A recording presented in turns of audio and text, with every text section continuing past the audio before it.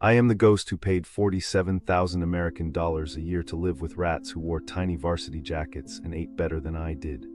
Curry College, Milton, let me in because my mother's Amex cleared, not because my brain did.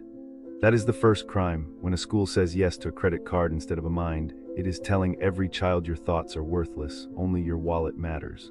I need you to feel how that twists a stomach that still believed in merit.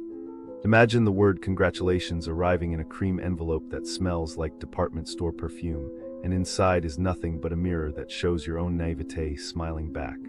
That is the moment my childhood ended. Everything after was just the slow sound of the coffin nails. They house you in dorms older than the Soviet Union. The wallpaper peels like sunburn on a corpse. The twin XL mattress has a valley in the middle deep enough to bury hope. Springs poke up like accusations. The first night I lay there, I hear scurrying inside the Waltony claws tap dancing on drywall older than my babushka. I tell myself it is the heating pipes because lies are warmer than truth.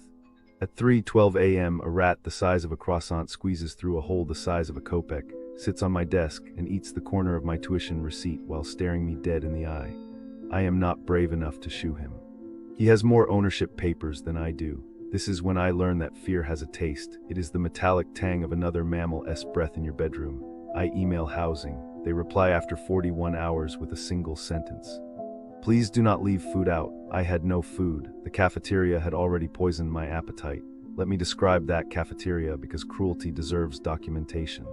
The scrambled eggs are the color of a smoker's teeth and the texture of wet styrofoam. They squeak when you chew.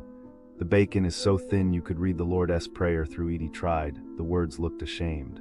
The fruit salad is a mortuary of cantaloupe cubes sweating in their own condensation, each piece tasting like refrigerated regret. The coffee is burnt so dark it could testify at a witch trial. You are not allowed second helpings. A woman in latex gloves slaps your wrist with a spatula if you reach for another scoop. She calls it portion control, but I call it starvation with a spreadsheet. My stomach learns to schedule sadness at 11:00 a.m. and 5:00 p.m. sharp. Weekends are ghost towns because every local kid flees home to Mummy's lasagna. The campus empties like a lung after the last exhale. I am left behind with the vending machines that steal dollar bills like pickpockets and the public safety subs circling like sharks that could not get into real police academy. They shine flashlights into my window at 2:00 a.m. to make sure I am not having fun. I am writing a paper on Dostoevsky and sobbing, which in their eyes is probably felony joy. Once they raided my room because someone reported the smell of incense.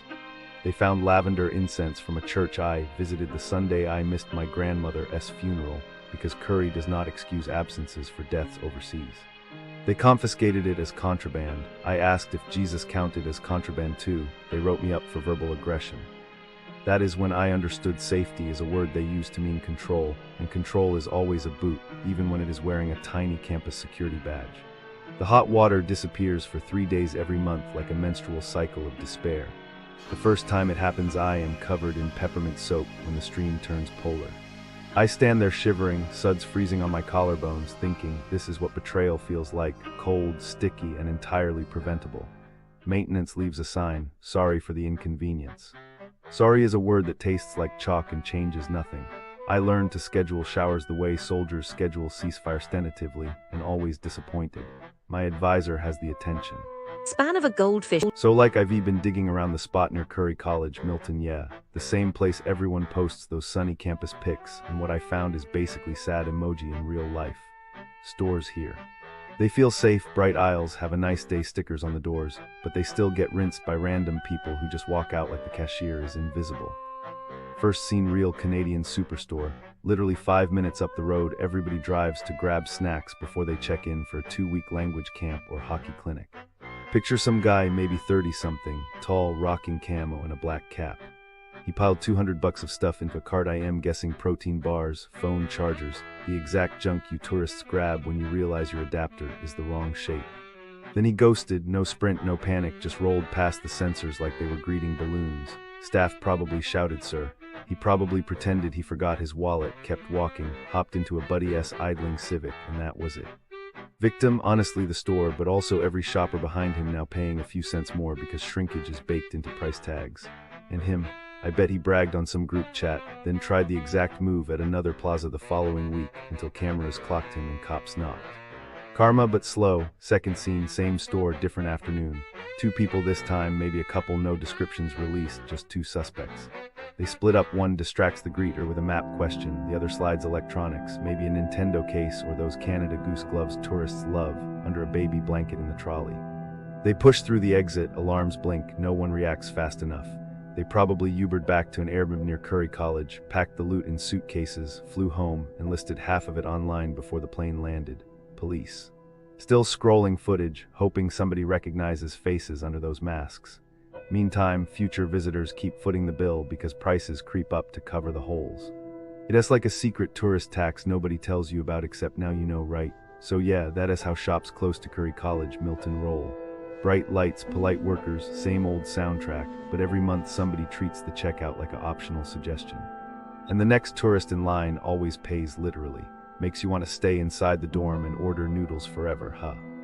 Businesses near Curry College, Milton will empty your wallet faster than a freshman empties a dorm mini fridge, then dare you to smile about it. I walked in hoping for a little local charm. I walked out feeling like I had been politely pickpocketed by people who never learned the word sorry.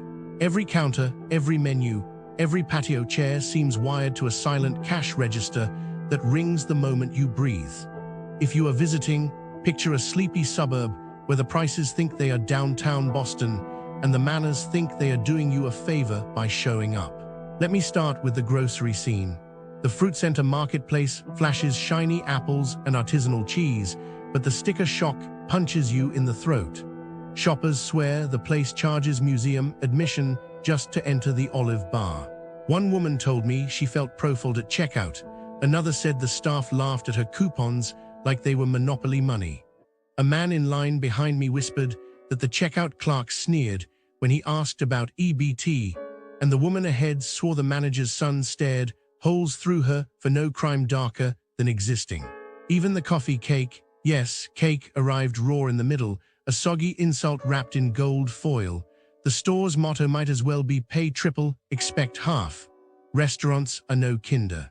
Abbey Park looks handsome from the street, all brick and candlelight, but inside it is a slow-motion mugging.